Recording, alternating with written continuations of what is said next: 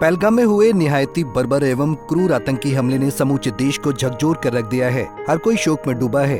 करनाल के लेफ्टिनेंट विनय नरवाल भी उन निहत्थे पर्यटकों में शामिल हैं, जिसे आतंकवादियों ने निशाना बनाया। गुरुवार को नौसेना के इस जांबाज अधिकारी के घर सांत्वना देने पहुंचे केंद्रीय ऊर्जा मंत्री मनोहर लाल खट्टर अपनी भावनाओं पर नियंत्रण न कर सके और भावुक होकर रो पड़े। उन्होंने लेफ्टिनेंट नरवाल के साथ हुई घटना पर गहरा शोक प्रकट किया। बहुत ही दर्दनाक हादसे में विनय नरवाल की डेथ मित्रों, बहुत ही ये दुख, असहनीय दुख की बात है कि हमारा एक बहुत नौजवान होनहार देश का सैनिक लेफ्टिनेंट विनय नरवाल आतंकवादियों का शिकार हो गया, शहीद हो गया।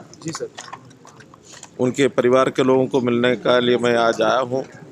स्वाभाविक है, हम सबको जब इतना कष्ट है, दुख है, मन में पीड़ा है, परिवार के लोगों को होना स्वाभाविक है।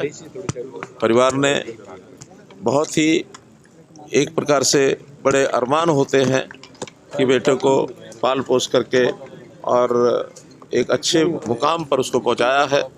देश की सेवा के लिए लंबे समय तक उसने सेवा करनी थी, लेकिन जिस प्रकार की घिनौनी हरकत हुई है, आतंकवादियों ने की है, इसकी मैं निंदा करता हूँ, घोर निंदा करता हूँ।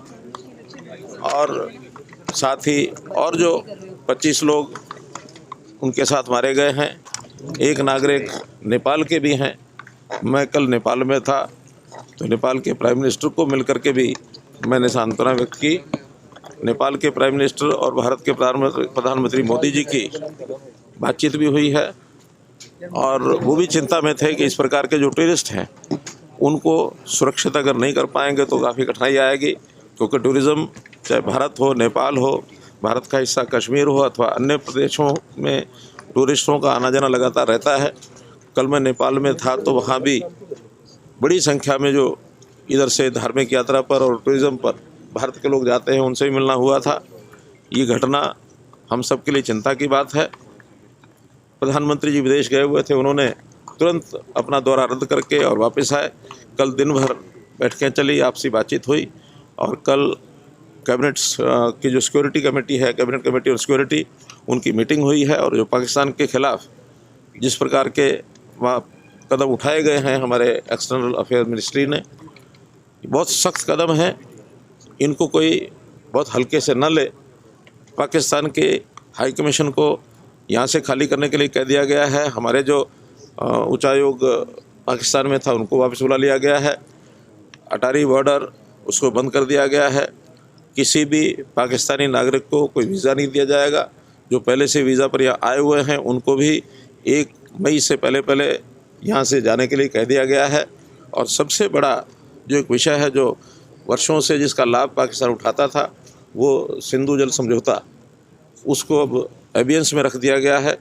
और अब कम से कम पाकिस्तान इसको हल्के में न ले, और अगर पाकिस्तान ने अभी भी इस प्रकार की कोई गतिविधि का कोई संकेत दिया तो फिर पाकिस्तान का मैं समझता हूँ उसको भारी एक नुकसान, ऐसा भारी खामियाजा भुगतना पड़ेगा। आज दुनिया के देश इस मामले में आतंकवाद के खिलाफ हमारे साथ खड़े हैं, और किसी प्रकार की कार्रवाई आतंकवाद को दबाने के लिए, इन घटनाओं का बदला लेने के लिए भारतवर्ष को जो करना होगा ज़रूर करेंगे। प्रधानमंत्री जी, हमारे रक्षा मंत्री, हमारे विदेश मंत्री, सब इस पर बहुत बारीकी से नज़र रखे हुए हैं। और आज all party meeting Rajnath Singh ji की अध्यक्षता में वो भी हो रही है। सभी पार्टीज़ को लोगों ने इस घटना को कंडेम किया है, और मैं समझता हूँ देश एक है, मजबूत है। सारे देश में इसका जो रोष है वो प्रकट हो रहा है। एक विषय और जो नई बात ध्यान में आई है कि अभी तक आतंकवाद के खिलाफ कश्मीर के लोग नहीं दिखाई देते थे, लेकिन पहली बार ये भी है कि कश्मीर के लोग आतंकवाद के खिलाफ आज बोले हैं। यानी कल उनके बाज़ार भी बंद थे। आगे से आतंकवाद को कश्मीर के लोग भी सहन नहीं करेंगे। कश्मीर पुनः शांति के रास्ते पर, जैसे काफ़ी समय से 370 धारा हटने के बाद आया है, उस रास्ते पर ही बढ़ेगा। और ऐसी गतिविधियों को हम हर कीमत पर रोकने का प्रयत्न करेंगे। बता दें कि मंगलवार 22 अप्रैल को पर्यटकों के बीच लोकप्रिय जम्मू कश्मीर के पहलगाम को आतंकवादियों ने निशाना बनाया। उन्होंने चुन चुनकर पर्यटकों को उन धर्म के आधार पर गोली मारी, जिसमें 26 वर्षीय नेवी के अफसर लेफ्टिनेंट विनय नरवाल शहीद हो गए। हाल ही में उनकी शादी हुई थी और वो अपनी पत्नी के साथ यहाँ हनीमून मनाने आए थे। बुधवार को पूरे राजकीय सम्मान के साथ उनका अंतिम संस्कार हुआ। Bureau report, Punjab Kesari TV. हमसे जुड़े रहने के लिए हमारे YouTube चैनल को सब्सक्राइब करें और नई वीडियो की नोटिफिकेशन के लिए बेल आइकॉन को दबाएं।